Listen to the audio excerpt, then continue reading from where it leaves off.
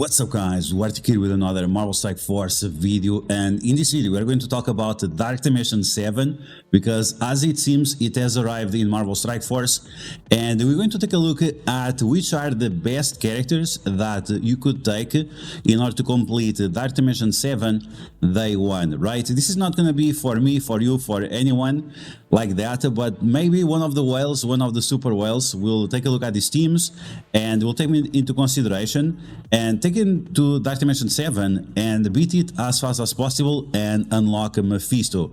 As you guys can see, not only are we going to unlock Mephisto, we are also going to get Mephisto at 4 red stars, and on top of that we're also going to get a bunch of gear at gear tier 19, right? This is the next level in terms of gear, which is the red gear, and it should go all the way to gear tier 22, I think, and after we'll see.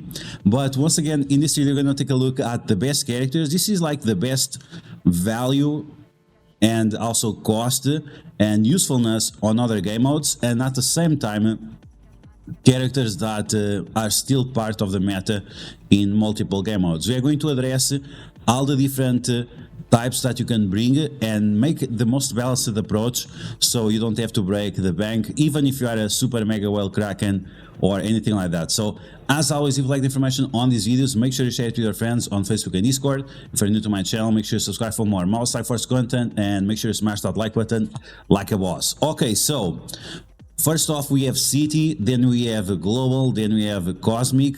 After that we have Legendary, non-mythical, and and that's it, Legendary just, and then we have Mythical. So we have 5 sections that we have to take, and we should take the minimum amount of each type, which is Bio, Tech, Mystic, then we have Mutant, and finally we have Skill. So those are all the things that we have to take for each of these sections. So we should try to take one character for each type of the section. So let's take a look in game and see which are the characters that we should take for City right now, based on the current meta, based on Cosmic Crucible, Alliance Wars, and so on. So the best characters for City are these ones right here. So Vulture, we have Lizard, we have Craven, we have Robbie Reyes, and we have Hardlight. This team is very powerful because they have a lot of survivability. They have a lot of good combinations between their buffs and the debuffs that they apply to the enemies, and they also have a drain and a lot of speed bar from bleeds and other mechanics, like Vulture with the turning wind and Robbie Reyes with the bleeds and the speed bar. So this is going to be a great combination. We have Vulture as a tech character, is very cheap to sets of mini uniques, and all of these teams also have different types of the centerpiece unique, which is very important in that regard to make sure you start as fast as possible. So this is our first tech character, then we have Lizard as our bio character, then we have Craven as our skill character, then Robbie Reyes as our Mystic character, and finally Hardlight, our Mutant character. There are a few other options that you could take when it comes to Mutant. You could bring, for example, Firestar, and in Bio you could take 2099. For skill you could also bring Shang-Chi.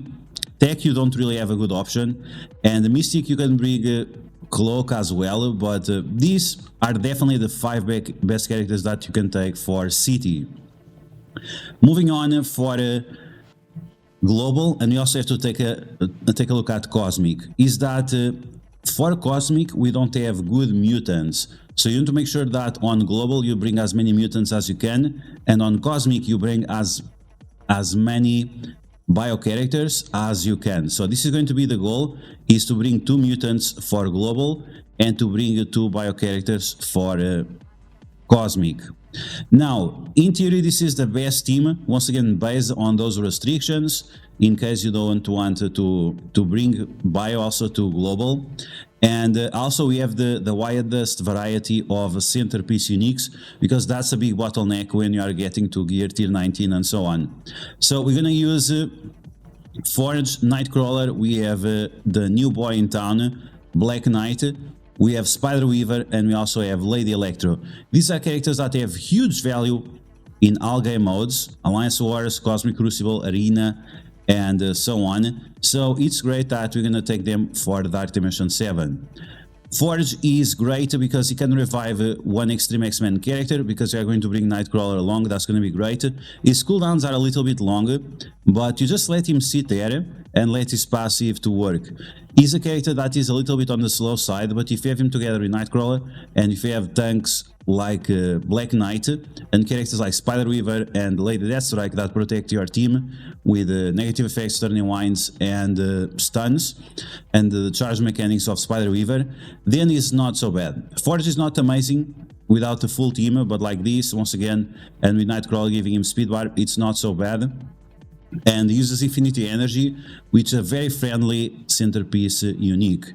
Then we have Nightcrawler. This guy is an absolute beast, flips negative effects, applies stun. This is going to complement with other stuns that we have on the team. He applies negative effects to the enemies with slows, removes positive effects with a basic. So he provides a wide variety of tools. Plus, he also gives speed bar to allies, so he also provides evades to allies, which is going to increase even more the survivability. So, great option. The worst part about Nightcrawler is the centerpiece unique. It's the osmium. A lot of the characters require osmium, and unfortunately, it's just something that we have to deal with.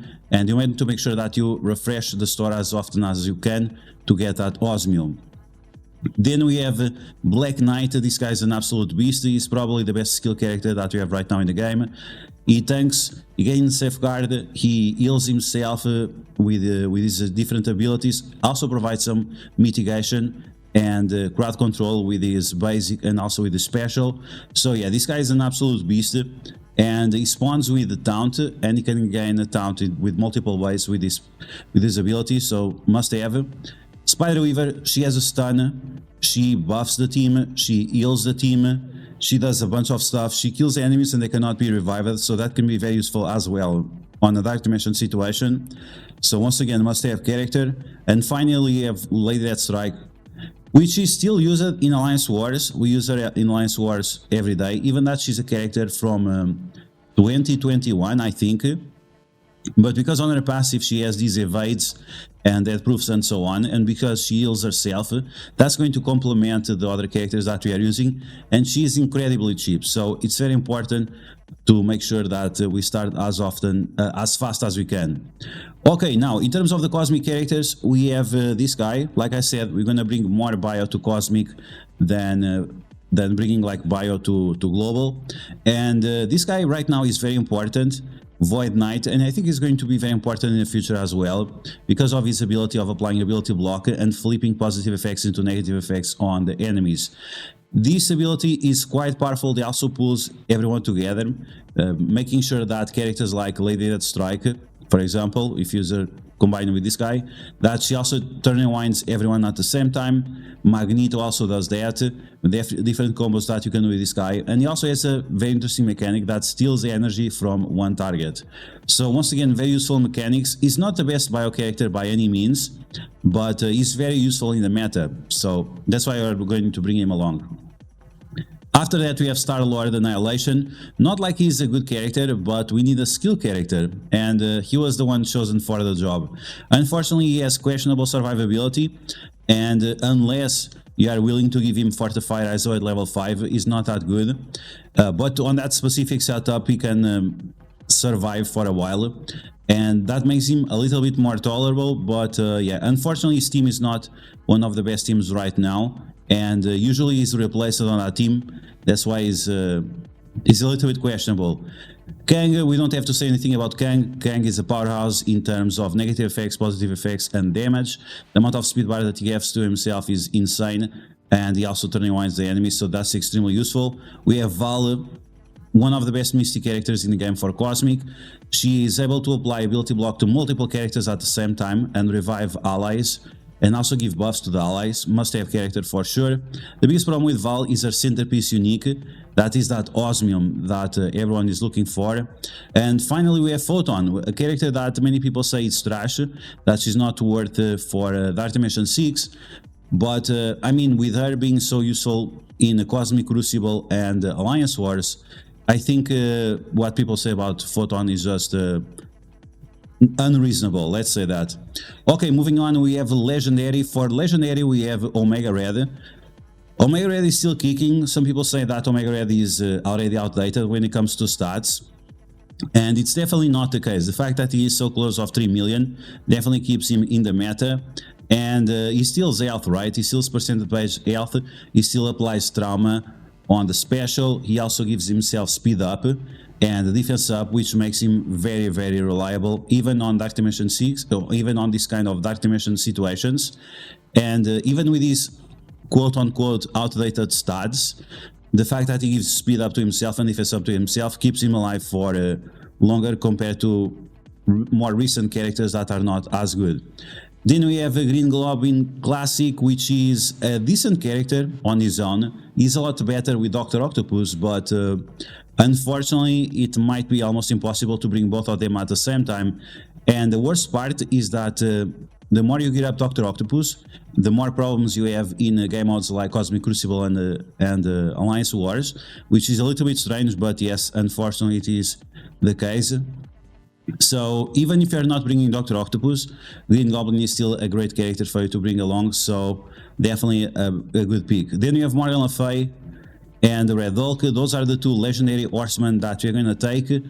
Red Hulk on his own is not great. You need Morgan Le Fay to give him extra health and also extra resistance. And Red Hulk is also nice because he gives speed bar to Morgan Le Fay, which is the biggest problem of Morgan Le Fay, is that she's fast but not fast enough, and Red Hulk is going to fix that.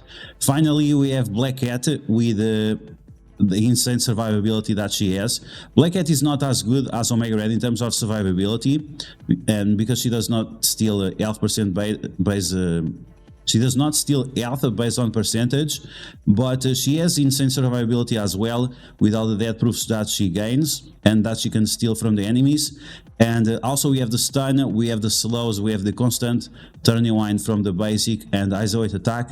So another great character for Dark Dimension setup.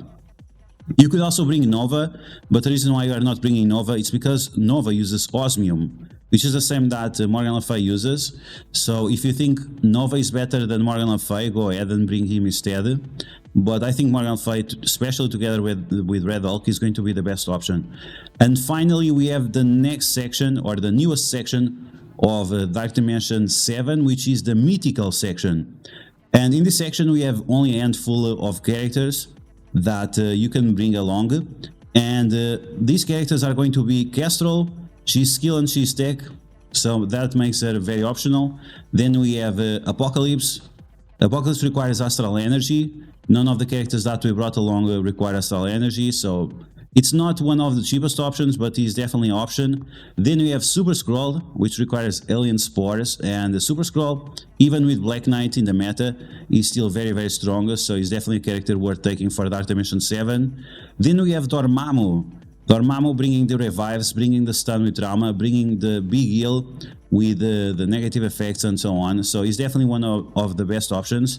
And finally we have Ultron, which is going to summon all those minions and buff the entire team with positive effects like extra damage, healing and extra speed, which is going to be great just to make sure that your team is rolling like an absolute monster. Like this team, if you try it out, is just ridiculous.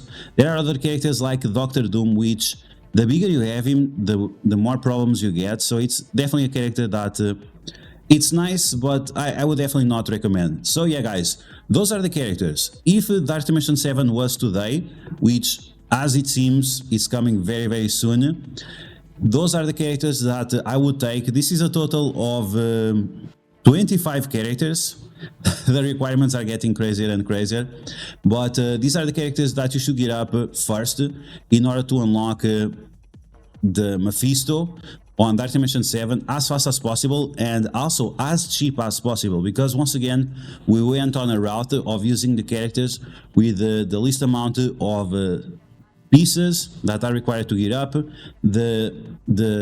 We try to align also the centerpiece uniques, and at the same time getting up characters that have value in the current meta and characters that should hold value in the future as well. So I hope you guys enjoyed this video. Let me know in the comments below how excited are you for Dark Dimension 7 and for Mephisto is this character that you are expecting. You already know that his speed is going to be 127, which is going to be quite great, and I can't wait until we see his kit. So that's all the information that I have for you now, and if you found this video helpful, make sure to share this video with your friends on Facebook and Discord. If you're new to my channel, make sure to subscribe for more Marvel Strike Force content, and I will catch you guys later.